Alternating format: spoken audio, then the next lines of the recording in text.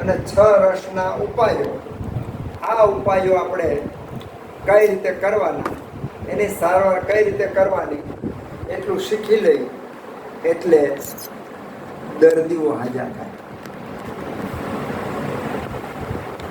તત્રાદ્યા મારુતમ ઘ્નંતિ ત્રયસ્તિક્તા દય કફમ.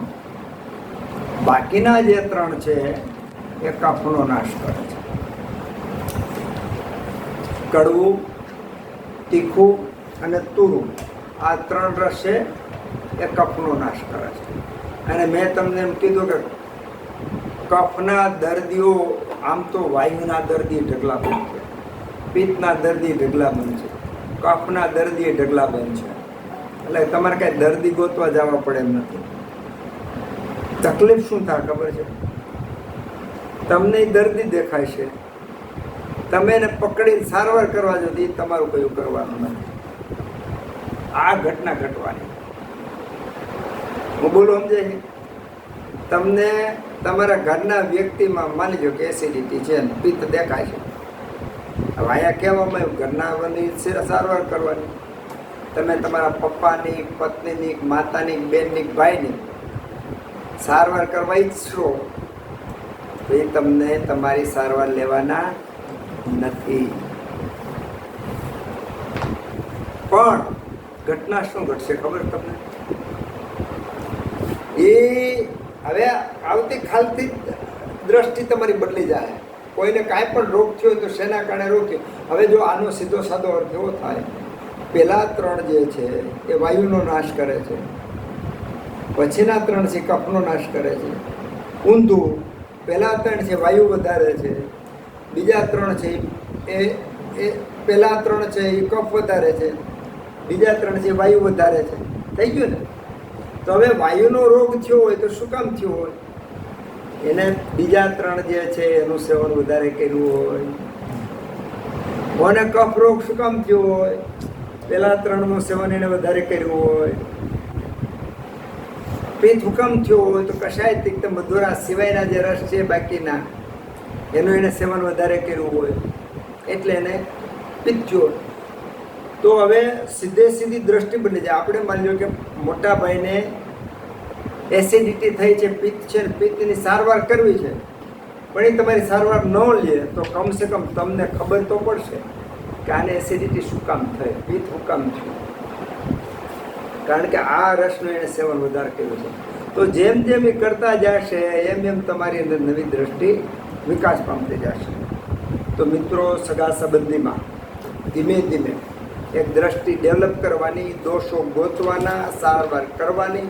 એના પરિણામે જો બેરોને માસિક વધારે આવતું હોય ને, બહુ માસિક, હવે આ વખતે એનું માસિક રોકાતું બંધ જ ન થતું હોય તો ડૉક્ટરો તરત જ કહે ભાઈ તમારી ગર્ભાશયની જે કોથળી છે એની દિવાલ જાડી થઈ ગઈ છે એટલે ઓપરેશન કરાવી નાખો એમ કહેશે. ઓપરેશન એનો સાચો ઈલાજ નથી.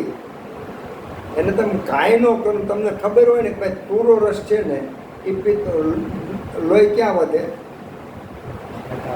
પિત્ત લોહી ક્યાં વધે? પિત્તને કારણે. પિત્ત હોય ત્યાં જ વધે. તેમાં તુરા રસનો ઉપયોગ કરો, તુરો રસ કરો એટલે લોહી બંધ.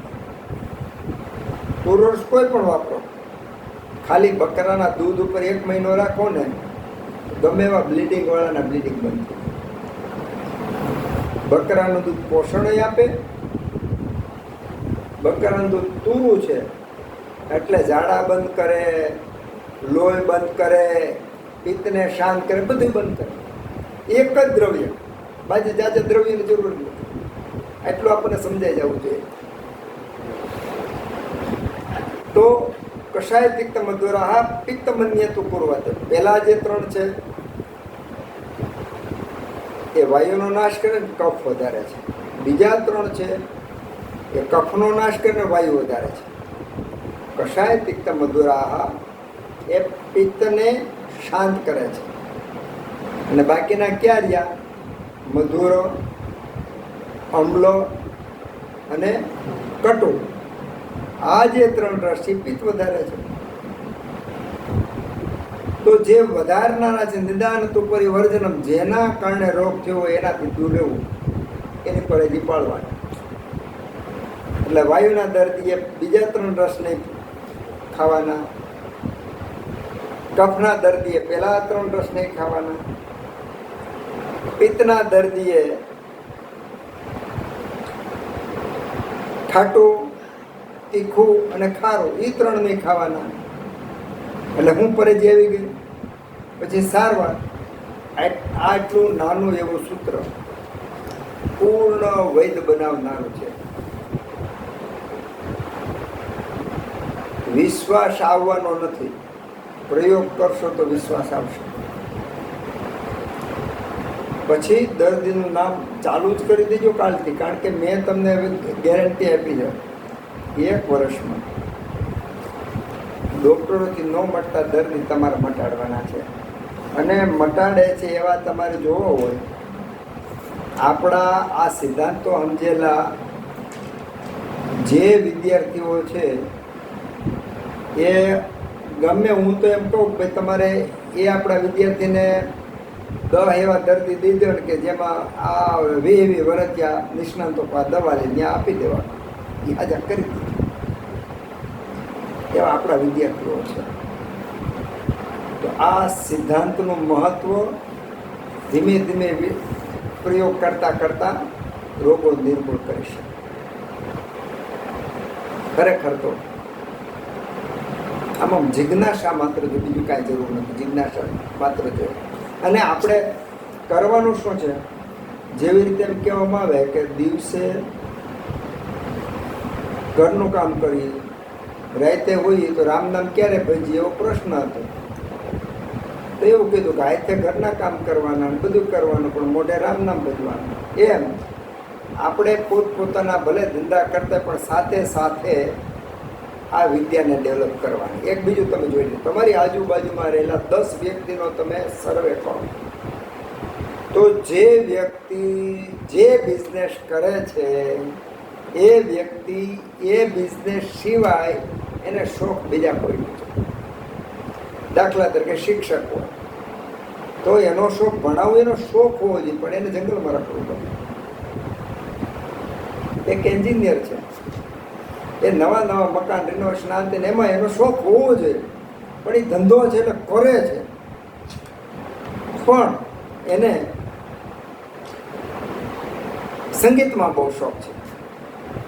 તો એક વૈદ છે, એને જંગલ, જડીબુટ્ટી, ઔષધો, દર્દી એમાં એને આનંદ આવવો જોઈએ, એમાં એને બળ મળવું જોઈએ. પણ એ વેજી પેટી બાજુ લઈને બેઠો છે, અથવા કે અમેરિકાની રખડ ફરવા જાય છે, એનો શોખ છે, ફોટોગ્રાફીનો શોખ છે. તો મજા એ છે કે જે વ્યક્તિ જે કરે છે એનાથી ઊભી ગયો, એટલે એ શોખ નથી રહ્યો, મજબૂરી રહી છે. એના કારણે એને એમાં મજા આવતી નથી, એના કારણે એને મજા આવતી નથી. એટલે આપણી પાસે, તમારી પાસે સ્કોપ રહ્યો. હું સ્કોપ રહ્યો, તમે જે કરો છો એમાં તમે આયુર્વેદનો શોખ ઉત્પન્ન કરો, શોખ કેળવો. શોખ તો ગમે ત્યાં કેળવવાનો, શોખ કેળવવાનો છે, તો આ શોખ કેળવો. સામાન્ય રીતે આ યુગમાં, આ જમાનામાં આયુર્વેદનો શોખ હોવો એ તો બહુ ભાગ્યની વાત છે. હોય જ નહીં. આયુર્વેદનો શોખ હોય બહુ નસીબની વાત છે, હોય જ નહીં. તો આ એક શોખ કેળવવાથી એક અલગ પ્રકારની આપણી અંદરની એનર્જી ડેવલપ થાય છે. તત્રાદ્યા મારુતમ નંતી ત્રેસ તિક્તા દયકભમ કષાય તિક્ત મધુરાહ પિત્ત મન્યે તુ પૂર્વતે. એટલે પિત્તનું દર્દી હોય તેના 3 રસ વાપરવાના. કયા કયા 3 રસ વાપરવા? કષાય એટલે તુરો, એની વાત આપણે આગળ ગઈ. તિક્ત એટલે કડવો, એની વાત આપણે આવી ગઈ. મધુર એટલે બેળો, એની વાત આવી ગઈ. તો ખાલી 6 રસ એના વિભાગ પ્રમાણે બેઠા તો બધા રોગો મટી જાય. પછી ભલે ને 5 પ્રકારના પાંડુ હોય, 5 પ્રકારની હિકા હોય, 5 પ્રકારના શ્વાસ હોય, ગમે એટલા હોય, આપણે તો વાયુ, પિત્ત અને કફ એના આધારે હાલવાનું છે અને 6 રસ એના આધારે ચાલવાનું છે. તો આ સિદ્ધાંત પ્રમાણે આપણે અંતરયાત્રાએ કરવાની છે, પ્રેક્ટિકલ પ્રયોગો કરવાના છે અને જે પરિણામે બુકમાં લખી અને અંદરો અંદર શેર કરવાના છે. એટલા માટે આપણે નિત્ય જે આપણો અભ્યાસ છે એ અભ્યાસની અંદર જેટલા સૂત્રો થતા જાય એ સૂત્રોને પ્રેક્ટિકલી આચરણમાં કેમ મૂકી શકાય એવું વિચારવાનું. અંદરો અંદર જ્યારે વાતો કરતા હોય ત્યારે વાતોમાં આ વાતો ખાસ તો સામેલ થઈ જવી જોઈએ. આ ગ્રુપની અંદર પણ જ્યારે તમે કાંઈ વાતો મૂકતા હોય ત્યારે તમારા અનુભવો તમે મૂકી શકવા જોઈએ. તો આ વાતને બળ મળે છે. તત્રાદ્યા મારુતમ નંતી ત્રયસ્તિક્તા દયકપમ કષાય તિક્ત મધુરાહા પિત્ત મન્યેતુ પૂર્વતે. આ 6 રસ અને 6 રસના પરિણામો એ શું કામ કરે છે એ આપણને બતાવ્યું છે. શમનમ, કોપનમ, સ્વસ્થયતમ, દ્રવ્યમિતિ ત્રિધા. પહેલાં તો દ્રવ્યના આશરે 6 રસ રહેલા છે. દ્રવ્યના આશરે 6 રસ રહેલા છે પહેલું. અને બીજું કે હવે દ્રવ્ય પાછા 3 પ્રકારના છે. શમનમ, કોપનમ, સ્વસ્થયતમ. કાં તો દોષનું શમન કરે, કાં તો દોષનું કોપન કરે અને કાં સ્વસ્થ માટે હિતકારી હોય. તો 3 પ્રકારના દ્રવ્યો છે અને આ 3 પ્રકારના દ્રવ્યોને જો જાણી લેવામાં આવે તો માની લો કે પિત્ત છે, પિત્તનું શમન શેનાથી થાય? કષાય તિક્ત મધુરાહા 3 રસથી થાય. આ 3 રસનો ઉપયોગ કરવાનો તો શમન થાય. પિત્તનું કોપન શેનાથી થાય? તીખું, ખાટું અને ખારો. આ 3 રસથી કોપન થાય. તો એક દ્રવ્ય એક દોષનું શમન કરે છે તો એ જ દ્રવ્ય બીજા દોષનું કોપન કરે છે. વ્યક્તિ અલગ અલગ હોય. તો શમનમ, કોપનમ, સ્વસ્થયતમ. ઘણા દ્રવ્યો છે સ્વસ્થ તમારા માટે આરોગ્યકારક હોય છે. સામાન્ય રીતે જનરલ બધાને હોય 100% તો આરોગ્યકારક ન હોય, પણ બહુજન આમ પબ્લિકને જો સ્વસ્થ હોય તો એવું દ્રવ્ય છે દૂધ અને ઘી. 80-90% માટે એ સ્વસ્થ છે. કારણ કે આ જન્મ સાત્મ્યાત પુરુતે ધાતુના, એટલે જન્મથી જ માનું ધાવણ ધાવેલું છે. એટલે જન્મથી જ ગેળવો રસ છે, દૂધ છે. દૂધ સાત્મ્યાત થયેલું છે એટલે એ સ્વસ્થ ઔષધની અંદર આવે. પણ દોષો પ્રમાણે સ્વસ્થ જોઈએ તો કઈ વ્યક્તિ માટે કયું સ્વસ્થ છે?